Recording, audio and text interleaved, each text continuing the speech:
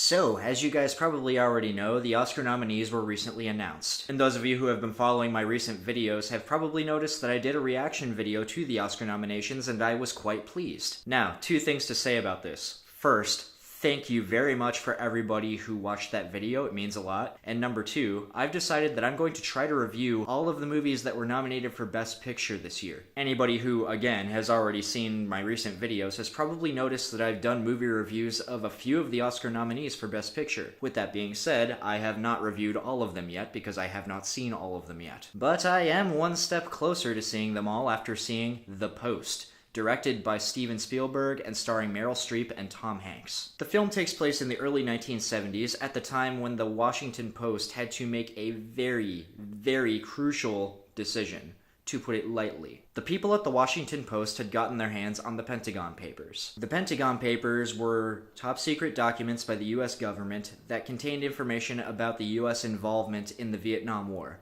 And let's just say, for those of you who don't know, that they contain some really shady shit. Now, obviously, the Washington Post is going to want to publish this information and get it out to the public. But it had turned out that the New York Times had already had this information and decided to publish it themselves. Then President Nixon was not exactly happy about this, and he threatened any other publication company who published any more information about this. And the people at the Post had to make a very big decision. Do they listen to Nixon and not say anything at all, or do they inform the public of this information? One of the most said things about this movie, and I have to agree 100%, this is very relevant for today. Recently, we've had President Trump talking about so-called fake news and saying that they shouldn't publish certain things. And when you have a president, or anybody in the government for that matter, talking about what people should and should not be able to publish about them just because it does not reflect very well on them, it makes a very big statement about the importance of freedom of the press. This is extremely relevant in today's political climate. So relevant, in fact, that Steven Spielberg actually really rushed this into production. Apparently everything was completed over the course of like 6 months, which is extremely quick for a film to be made and released. I'm guessing that Spielberg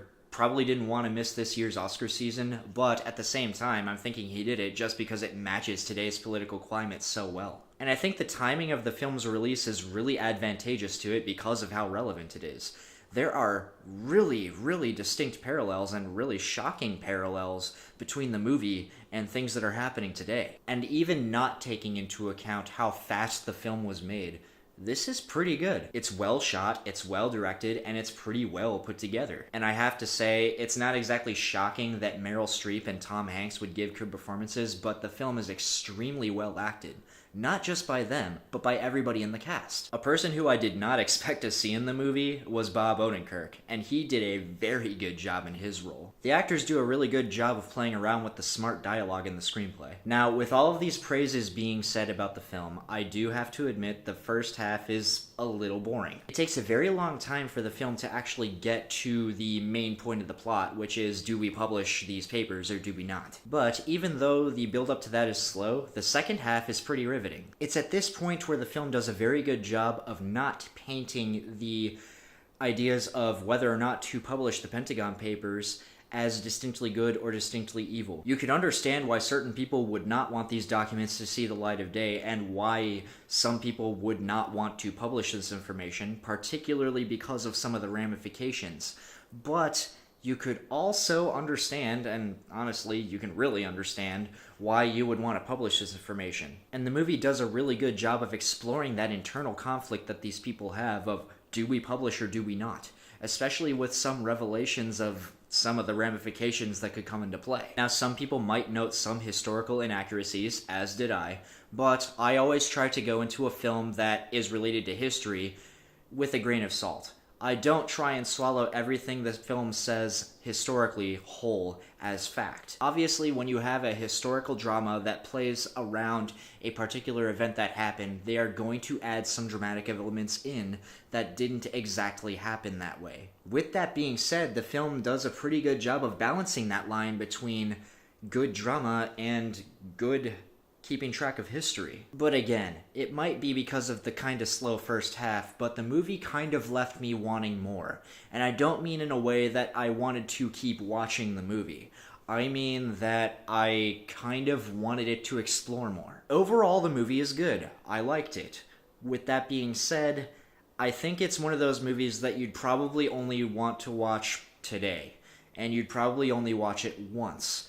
I would not really expect a lot of people to really go see it a lot. It's kind of one of those movies that you watch once at the time it's relevant. Even though I'm not sure how many times I will watch The Post in the future, I'm glad I did at least once, because it is pretty good and it's very relevant for today's political climate. Alright guys, those are my thoughts on the film The Post.